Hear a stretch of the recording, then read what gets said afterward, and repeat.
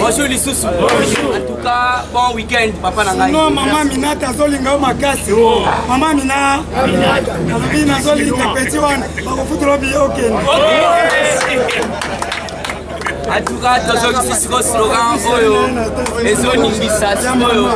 IDPS c'est viva. C'est le slogan aux zone Ingisa. F Soso. Pour Boyebi déjà, Kalamingité, Batignon Sotou, il y a F Soso en Bagdad. Alors, ça la vigilance. Pose à moi actualité dans un lieu de l'eau. Alors, il faut que ça se slogan pour sentir. Ah, on peut perdre Bazar en Bagdad, Fatime. Peut perdre Bazar en Bagdad, Zongi Sabeton. Fatime. Mukishime. Yaya, s'il te plaît, papa Nangai, Oebi slogan Telanda Mouninga Nenga Zozo. Puisque la présidence, Babengi Biso Balobi, béton, on a éco-coulé, éco-bétonné. Même bateau, Babanda, Kanisake, Fatih, Asa béton, Asa ya Longizé. Balobi va comprendre que non. Moi, je suis bétonné, je suis pourquoi pas que c'était Fatih? Béton. Maman, il béton. C'est slogan. Fatih, béton. Maman, il béton. Le grand esprit, le président de l'Union sacrée et de l'Union africaine, le président le plus gosseux du monde, le président le plus géant du monde,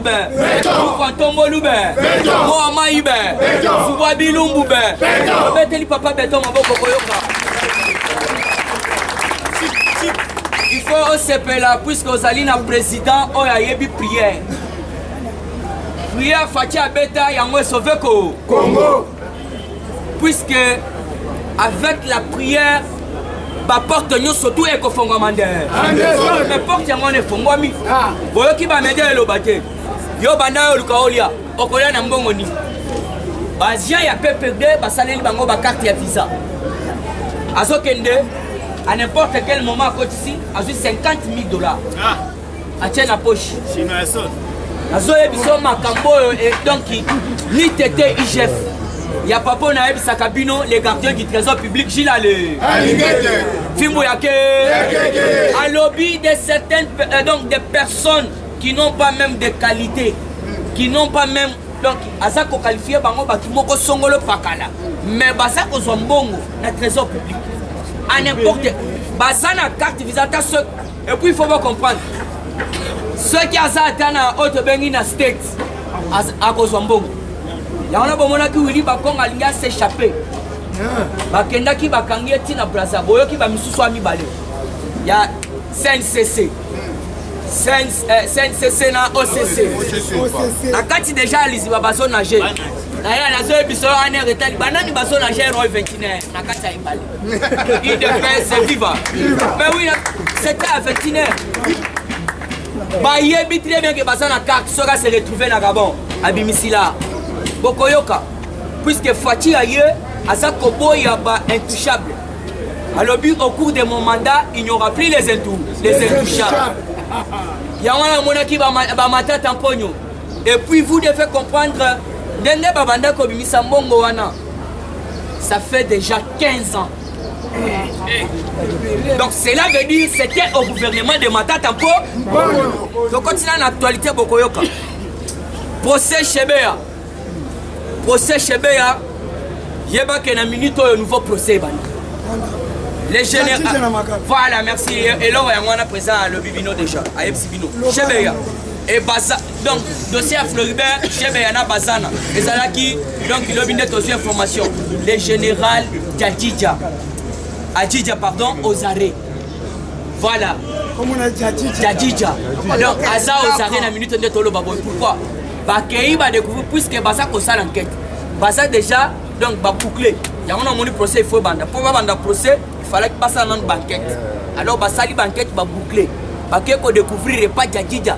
Na lupangu na ye kota Kinkole. Balobi na Kin Hill. Voilà. Nde place Bakunda siko to bengi chauffeur. Bazana. Voilà, Bakunda wana. Bayebisa bango to romatisa bino ba pété. tokopesa bino bakazi ya masanga na keke mbongo okomela ndenge boresili wana bango etengle na kati ya saka lebake bakundie kuna nde siko koyoka Jadiza Ozari. Il faut qu'on félicite Fachi. Le procès a fait 10 ans, n'a jamais eu donc il n'a jamais eu le procès chez Béa. Mais Fachi a eu à lobby Ozala riche pauvre justice egozalaka kandengemo ndengemo mais yango na procès bandi général Bakangi. Alors pourquoi babomaki chez Béa? Pourquoi? C'est ça papa, il faut yeba. IDPS viva, viva, Fachibe, Mukishibe, Mohamed, les grands esprits, Afrique Mobimba Kobanga Fachi Bokoyoka. Pourquoi babomaki Floribert Chebeya? Floribert Chebeya azali les seuls moutons à participer à Matanga, il y a Otobengi, Hippolyte Kanambe, maman nae. Alors vous devez comprendre, il y a des moutons à découvrir, maman Marceline Mukumbouj.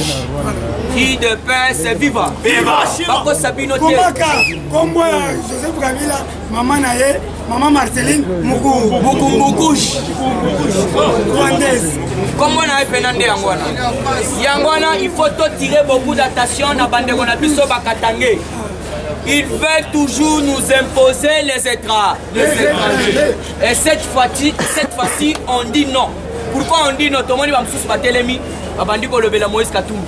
Mais Moïse Katumbi, aïe bisabiso. Puisque va me soucier de l'obbi, parce qu'il a qui s'abiso professeur. Il y a Moïse Katumbi. Ote professeur attend c'est tokotuna professeur te. Biso tokotuna maternité place Moïse Katumbi abota mama. Oui. Bala qui s'abiso kaka maternité ya Moïse Katumbi place abotama. Dédé.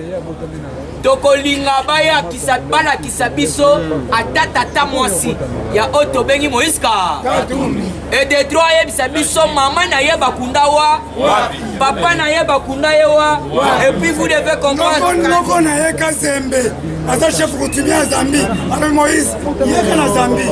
So baboyo yaka. Kaso nani kazemba zo benga. Et Dédé ba ocho tuna dernièrement. Batuni dernièrement. Moïse Katumbi. Moïse Katumbi, vous êtes né où? IDPS viva. IDPS viva, il y a vivacité. IDPS viva. Batuni Moïse Katumbi, vous êtes né où? Moïse Katumbi à lobby, je suis né IDPS viva. Mais là, les journalistes sont des jours. Batuni Moïse Katumbi, vous êtes né où? Cela veut dire Moïse Katumbi au Botamawa. Deux questions yangwana. Yo au Botamawa parce que to yo qui ba lobby yo za congolais te bon. Kané to ebsaka bino. Moïse Katumbi a télé à lobby. Je suis né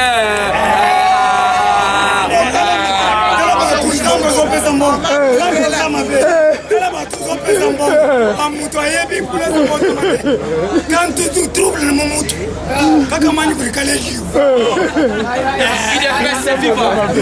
ma vidéo est allée. Yamana Togoye Sabino, Bandeko na biso ya Lubumbashi, tozala na mutema bolingo. Tomoni bino s'il s'agit à sécession du Katanga, boko marché. Soge senga oto kata katanga, okomona ba jeune wana ba marchaka. Ba marchaka. Mais s'il s'agit à koyeba qui est congolais qui ne l'est pas, ba mwana ba fani. Ceux qui faut soutenir le FARDC. Bango basa kunate. Mais tala bango basa côté les melalo on est puis to koyebisa bango pour le moment. Lo wana tozo bakisa lisusu. Pour osa la président y a parti politique na mboka na biso suppose la congolais de père et de. Et puis il faut progresser dans lo wana. Puisque buzo basore le kitro, il faut peuple congolais asala autobengi testament ya papa Etienne Tshisekedi atigé la kibiso. Donc il faut comprendre le peuple congolais, mobilisez-vous et prenez-vous à charge. Ce qu'on a dit c'est jeune ayo autobengi AK47 et ça y aller loter. Kabouya c'est une intelligence. Ce qu'on a dit c'est j'ai asa intelligent pourquoi batunier makambo congolité. Alobi mais ça ya IDPS te. Lo wana za ya IDPS te bolongo la IDPS azakunate. Mais biso toyebi tozana posa ya oyo, tozana posa ya oyo, toyoka maele na. Donc on a besoin de tout un chacun de nous. Toyoka maele na. Oyoki question à répondre puisque baye lokola neti batunier, on dirait c'est l'IDPS de mutaza à la base, il y a Otobengi Lowana. Alors pour votre information, Lowana na soye bisabino e koti déjà chobo. Ouais, côté déjà on est dans la constitution. Tout Congolais a le droit d'imposer une motion. D'imposer une loi, de proposer une loi, la constitution. Ceux qui n'ont pas proposé, ma besawa. Lobi na yebisa kibino même na Bible. Même na Bible Nzambe moko azoyebisa bana Israël. Okozwa kaka muto oyo nga Nzambe na koni na kati na bino bote combattant. Nzambe pe ake plus loin. Alobi muto okotia likolo ya mboka na yo azala étranger. Puisque étranger azali ndeko na yo. Biblia Deutéronome 17:15. Ambongo ayebi yango. Ambongo ayebi yango. Sona ayebi yango. Ba Deutéronome nomo. Sona ayebi yango. Bango bayebi kaka ba école effective. Yoka soit Deutéronome 17:15 elobi boye. Puisque Belé Bakendaki Kotanga te. Tu mettras sur toi un roi que choisira l'Éternel Dieu des armées, ton Dieu. Amen. Yoka, et tu prendras un roi du milieu de tes frères, Tu ne pourras pas te donner un étranger qui ne soit pas ton frère. Deutéronome 15-17. Ah ouais, ça na Israël. Na Israël.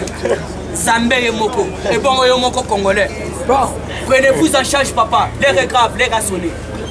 Puisque cette fois-ci, on ne veut pas l'infiltration. Fatia Kotinga tout. Fatia Kotinga tout. Il dépêche ses vivants. Tombonani, Mouko Tombolube. Omaïbe. Moukichibe. Le grand esprit. Le président le plus bosseux du monde. L'homme fort du Congo et d'Afrique. Les lions de la tribu de la République démocratique du Congo.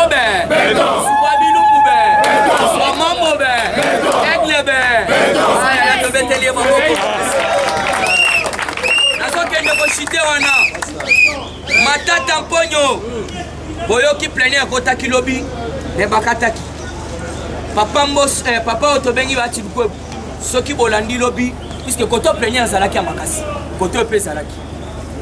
Alors vous devez comprendre Matata Mponyo déjà dans les viseurs awa bokoyoka bakala mingi te na otoyebisa bino puisque tayebisi bino ke non bapesi ya mibale bouti bakangi bango kombo na ye ya moko ezali otobengi monsieur Sekimonyo wana azali ya CNCC oyo ya mibale ezali monsieur Placide Chisumpa ya OCC oyoki ke oyebi ke papa presa solo mosolo elobi na bareseau sociaux balobi ka mais mpona nini bazalaka bachi. Alors vous devez comprendre bateau mibale ba détourner des millions de dollars. Ndenge to banda ko dénoncer en sa formule au OCC au CNCC papa Gilles Alengete siko azui ba investigation ke ko sala kuna a découvrir millions na millions kimi siko ezala ki mukolo lobby na 21h ne bakanga ki bango et pas ba gens ya ANR balinga ki bakende Brazzaville c'était à travers une pirogue motorisée donc basala ki déjà na kati basa kende basambela ki déjà Nzambe awa tosi to biki yaya keba bazobanga Gila les gardiens du trésor public yaya trésor public elle était sous valeur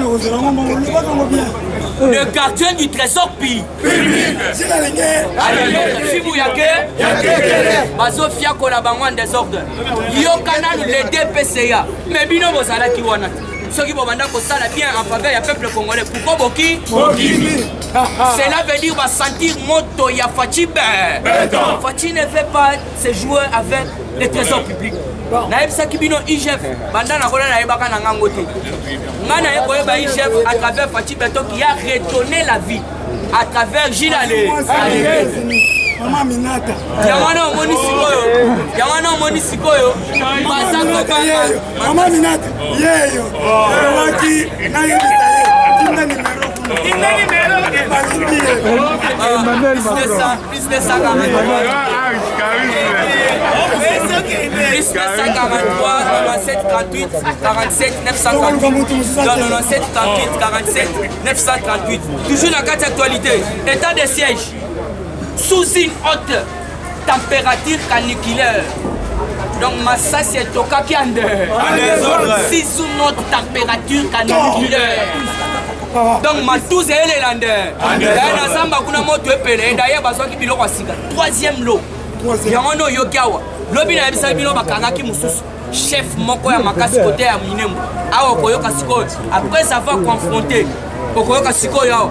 Après, donc sous une température caniculaire que notre armée impose contre les territoires en plein champ de bataille, les FARDC ont encore une fois capturé les tout-puissants célèbres Maï Maï, Kasereka Matina Betana Maboko Makasi, Kasereka Bakangi, Kasereka Zali, célèbre Maï Maï Mounene. Babanda qui coopérait donc bango basu le rôle neti badungu basangisa on a commis na Kinshasa. Basangisa on va coopérer. Ce qu'on comprendre FARDC na biso. Il fallait que tu Sabino papa Mbosso a ebsaki biso que non a reporté puisque lobi asala ki otobengi plénière ya makasi pona otobengi makambo ba élection. Ya notre reportage biso photo pesa FARDC mbongo na ye. Et puis il faut bien comprendre, en tout cas président Gilles, Samba Pambola. Ce n'est pas n'importe qui. FARDC Zolo Babongo. Samba Pambola, président Gilles, puisqu'il n'est pas n'importe qui. À part un basoda, on a vu combien de personnes vont féliciter Bisso. Puisque tous les canisiens ont songé Bango. Vital Kamere.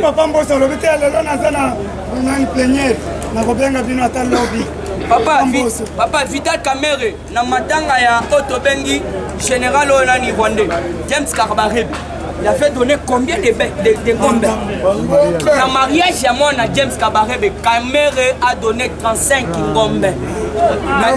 Mais je vous dis vrai, maintenant les FARDC, parce qu'on a la biso Bangouna, parce qu'on conquérit. La part de ces FARDC a déclaré que biloko nyonso chef de l'État otinda et comme la banque de biloko kolia ba ko savoir ba comme au chef on comprend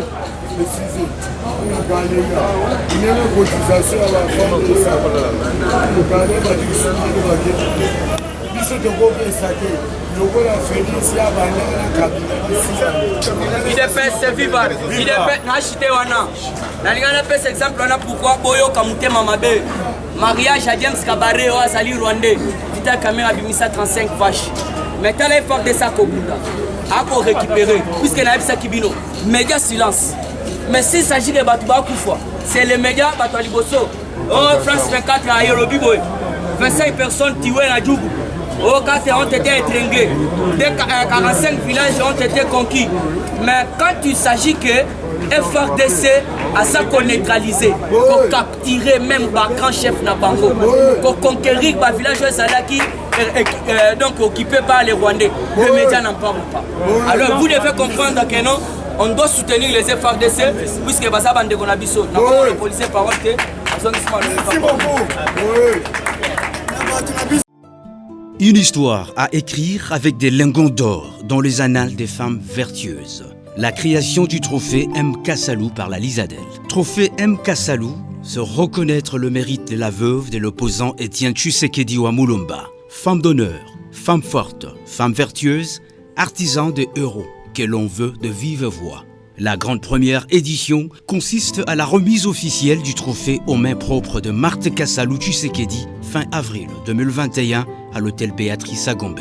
La génération M. Kassalou, une génération sacro-sainte de jeunes filles et femmes à la ligne droite de valeurs indéfectibles pour des hommes faits et un Congo debout. Kassalou, femme sans pareil, elle mérite notre honneur. Pour tout contact, plus 243 80 89 028 30 plus 243 85 00 54 154, soit au siège de la Lisadel sur rond-point des Huileries.